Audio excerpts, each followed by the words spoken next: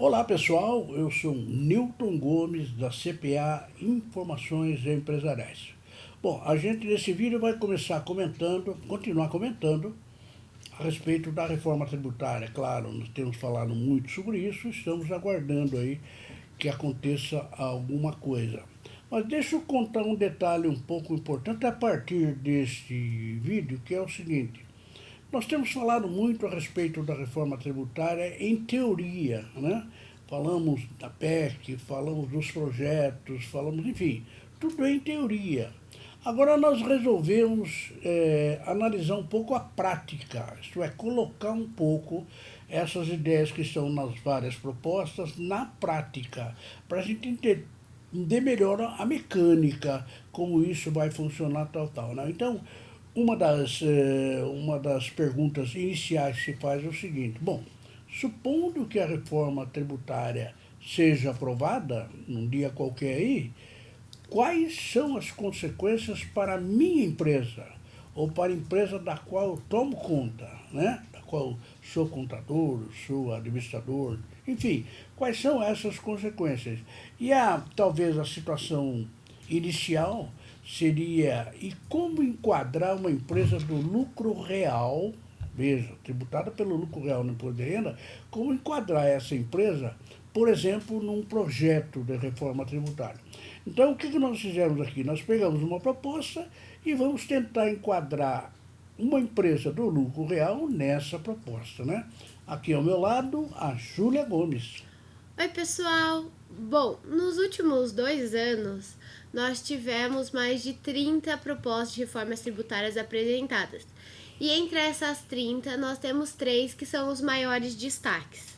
A primeira delas é a PEC 45, que foi feita pelo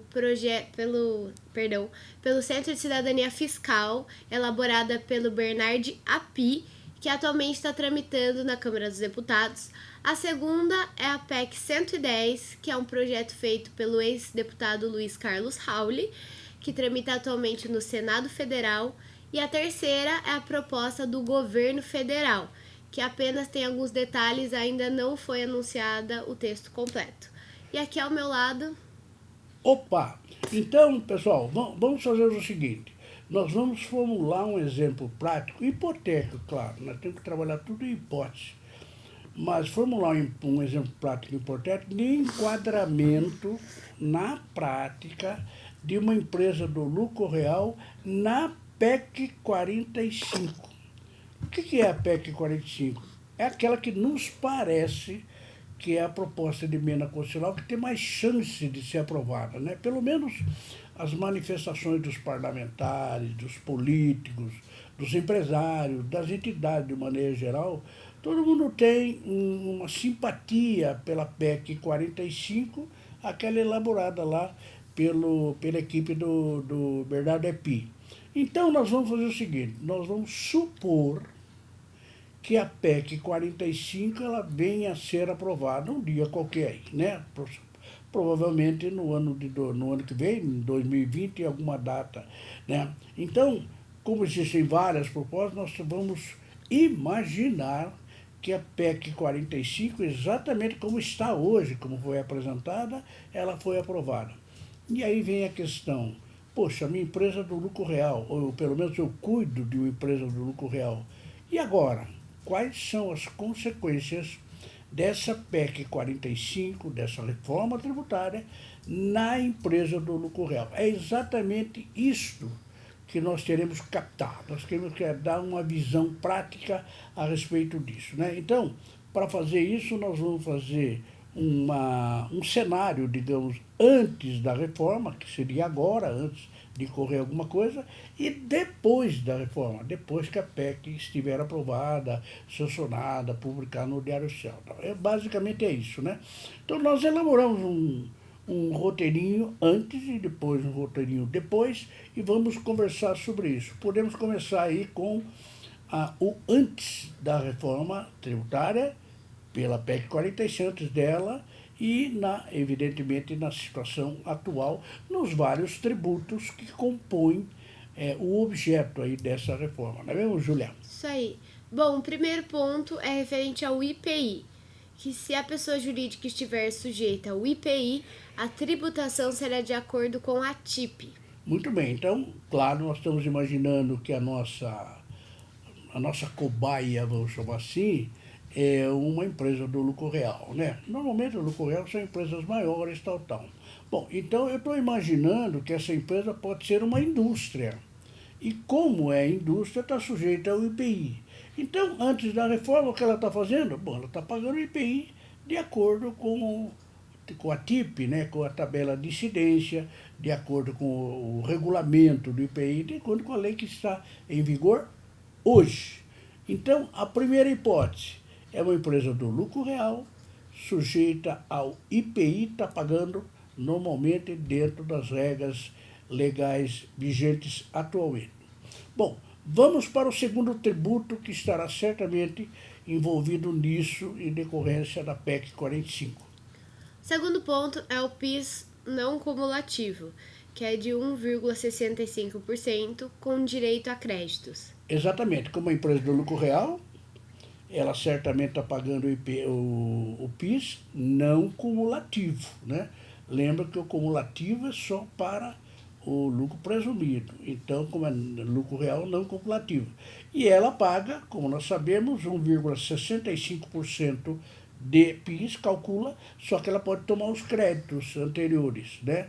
Lá no cumulativo não pode, mas aqui pode, né? No não cumulativo. Então vamos lá, primeiro IPI, segundo o PIS não cumulativo. Muito bem, qual seria o terceiro tributo que estaria envolvido em decorrência da PEC 45? O terceiro é a COFINS não cumulativa, que é de 7,6% com direito a créditos. Exatamente. Então, a COFINS não cumulativa, lucro real, essa empresa está sujeita e certamente estará pagando 7,6%, né? Só que ela tem direito a crédito. Só por curiosidade, o PIS não cumulativo é 1,65% e o cumulativo do presumido é 0,65%. A COFINS não cumulativa no lucro real é 7,6%, só que na outra é apenas 3%, né? Então, pergunta-se sempre por que as alíquotas do PIS e da COFINS não cumulativa são maiores do que as alíquotas do PIS e COFINS cumulativo. Por uma razão muito simples. O lucro real, como é não cumulativo, tem direito a crédito de todos os tributos que foram pagos anteriormente. Essa é a mecânica da não cumulatividade. E o cumulativo não, calculou, pagou e boa, né? E é isso aí. Muito bem, então está IPI, PIS não cumulativo, COFINS não cumulativo. Temos mais um quarto tributo. Lembrem que a PEC 45 pretende revogar, né? Pretende substituir 5 tributos. Nós já vimos 3, então vejamos qual é o quarto tributo. O quarto é o ICMS. Se a PJ estiver sujeita ao ICMS, a tributação será de acordo com o regulamento do ICMS do estado em que estiver domiciliada. Exatamente. Então, se ela promover circulação de mercadorias ou serviços, está sujeita ao ICMS. Com base no quê? Com base no regulamento do ICMS do estado onde ela está domiciliada. É claro que nós podemos ter uma empresa do lucro real que não está sujeita ao ICMS, por exemplo, uma prestadora de serviços gerais, etc., né? No nosso exemplo, nós colocamos, se estiver sujeita ao ICMS. Então, seria o quarto tributo que compõe aí a cesta de tributos que acaba sendo envolvida na PEC 45. Bom, então vamos para o quinto tributo. O quinto é o ISS. Se a PJ estiver sujeita ao ISS, a tributação será de acordo com a legislação do ISS do município em que estiver domiciliada. Exatamente. Então, imagine que essa nossa empresa do lucro real, ela presta serviço também, pode vender mercadoria, pode industrializar, mas ela presta serviço. E o serviço está sujeito ao ISS. O ISS que ela paga é com base no quê? No regulamento do ISS do domicílio dela. Por exemplo, se for uma empresa sorocabana, é o ISS de Sorocaba.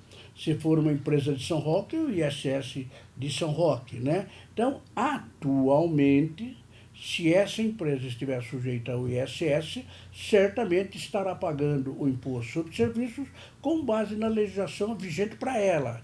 onde ela for domiciliada em qualquer dos 4.700 municípios no país. Muito bem, então esse é o desenho como nós colocamos aí, essa é a situação atual. Não ocorreu nenhuma reforma, não mudou nada, por enquanto nós estamos só nas tratativas, só na discussão. Então essa é a situação atual, antes da reforma. Muito bem, então vamos supor que o Congresso Nacional, depois de tantas tratativas, discussões, pressão daqui e lá, ele aprove a reforma tributária. E vamos supor que essa aprovação seja feita de acordo com a proposta de emenda constitucional número 45, que está na Câmara dos Deputados. Inclusive já foi discutida em comissão especial, está prontinha para ir no plenário, né? Só as questões políticas que se estão atrapalhando um pouco, mas enfim.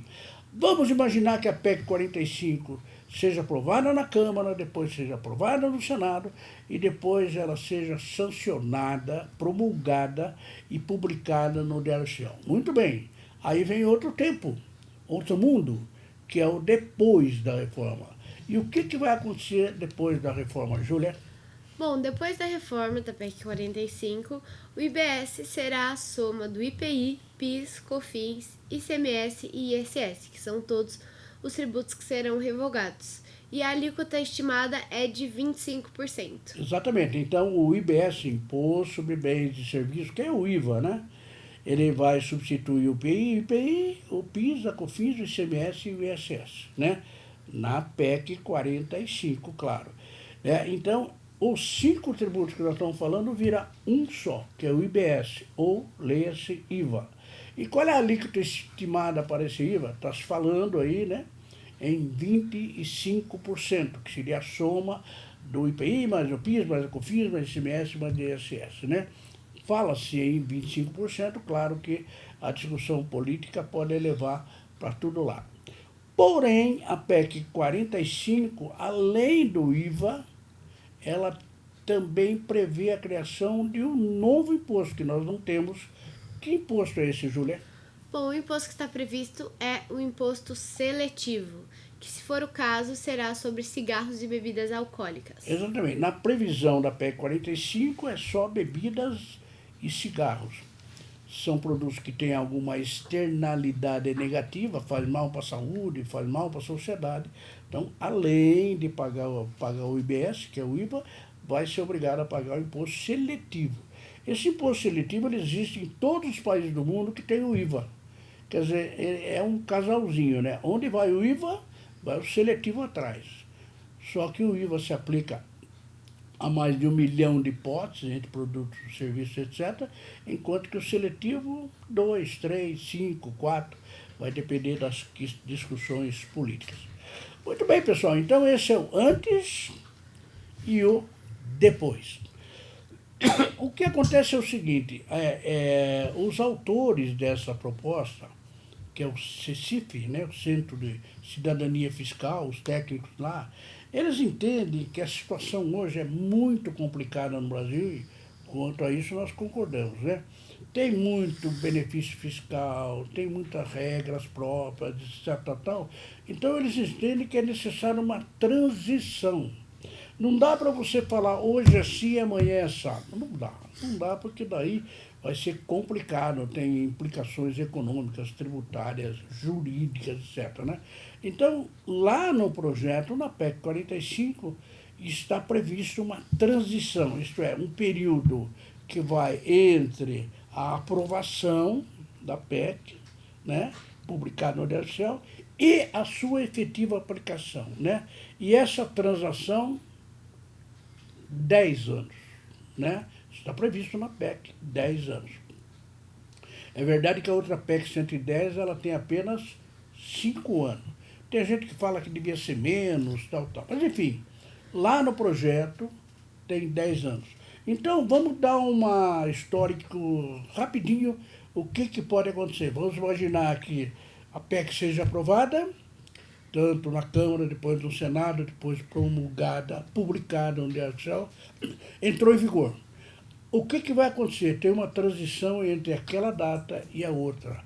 Qual é essa transição, Julião? Bom, o primeiro ponto é que se o regulamento for publicado no primeiro semestre do ano, começa no ano subsequente, ou seja, começa a vigorar no ano subsequente. E se for publicado no segundo semestre do ano, começa no segundo ano subsequente. Isso, então vamos sonhar um pouco. Esse ano já não dá mais, né? Hoje, afinal de contas, dia 11 de dezembro, tem feriado, primeiro de ano, Natal, e nem se fala mais disso. Mas vamos imaginar que o regulamento seja aprovado, publicado, no primeiro semestre de 2020, ano que vem, de janeiro, qualquer data, de 1º de janeiro até 30 de junho, primeiro semestre. Bom, quando que começa? Começa no ano subsequente. Então começa em 1º de janeiro de 2021. Agora, e se for publicado em qualquer data no segundo semestre, de julho a dezembro de 2020? Quando é que começa? No segundo ano subsequente. Aí não começa em 21, vai começar em 22. Bom, esse é o primeiro ponto. Vamos no segundo ponto. Bom, nos primeiros 2 anos, que seria um período de teste, o recolhimento do IBS, com a alíquota de 1%, será totalmente compensado com a COFINS. Muito bem, então vamos imaginar que foi publicado no primeiro semestre de 2020, qualquer data entre 1º de janeiro e 30 de junho.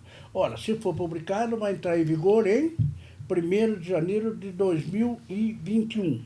Então, dos primeiros 2 anos, 21 e 22, é o chamado período de teste, né? Que a gente vai tentar fazer, tal, vai calcular o IBS, tal.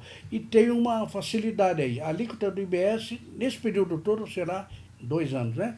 1%, só 1%, né? A todos os contribuintes, né, vão pagar 1%. E tudo que ele pagar pode compensar na COFINS. Pagou 10 mil, compensa na COFINS. Pagou 100 mil, compensa na COFINS, certo? Quer dizer, então a COFINS seria aquilo menos o IBS e tal. Então, esse é o segundo ponto. Vamos para o terceiro ponto. Nos 8 anos seguintes, haverá cobrança do IBS, com um aumento progressivo de 1/8 ao ano. Exatamente. Então, ainda supondo que seja aprovado no primeiro semestre de 2020, começa em 1º de janeiro de 2021, vai vigir em 21 e 22, período de teste, 1% descontado. Daí, em 2023, começa um período de 8 anos. 8 anos, né? 23, 24, 25, tal, durante 8 anos. E aí, o que vai acontecer? O IBS começa partindo de 0, vai aumentando, e todos os demais tributos vão diminuindo durante 8 anos. O IBS, vimos aí que pode ser 25%. Então ele vai subindo até chegar no final em 25%. Os demais, PIS, COFINS, IPI e tal, vão reduzindo. Então é uma gangorra, né? O IBS vai subindo e os demais, está tudo aqui, o IBS vai subindo e os demais vão reduzindo nesses 8 anos seguidos, né? Então, está descrito aí no quarto ponto. Bom, no final do 8º ano, todas as alíquotas dos demais tributos estarão zeradas, ou seja, todos eles serão revogados. Exatamente. Então, como vai abaixando, né? O IBS vai subindo, tudo chegar no 8º ano, está tudo zerado. Ora, se tiver tudo zerado, o que vai acontecer? Todos os tributos serão revogados e vai ficar apenas o IBS dali para frente. É claro que, correndo paralelo aí, nós temos um seletivo, né? Só que o seletivo, ele vai ser uma alíquota só, é monofásico, completamente diferente, mas está correndo junto aí no casal. E, a partir do 11º ano, apenas o IBS líder, né, soberano, continuará com a alíquota plena e todos os outros tributos estarão devidamente revogados. Vai ser um mundo maravilhoso, né? Vai ser muito simples, só que nós temos que atravessar esses 10 anos aí. É isso aí, Julia. Bom, pessoal, antes de acabar esse vídeo, gostaria de lembrar para vocês, o site da CPA é netcpa.com.br. Além disso, não esquece de se inscrever aqui no nosso canal no YouTube e seguir a gente nas nossas redes sociais, @netcpa. Muito obrigada e até a próxima. Muito bem, eu gostaria de lembrar novamente que tudo que nós estamos falando aqui é uma ficção, nós estamos inventando, estamos imaginando que isso venha a acontecer, ok? Pode ser que não aconteça nada, nem saia a reforma tributária, mas se sair na PEC 45 vai ser desse jeito, tá? No próximo vídeo nós vamos enquadrar uma empresa do lucro presumido. E no terceiro vídeo eu vou enquadrar uma empresa do Simples Nacional. Espero vocês lá então. Tchau!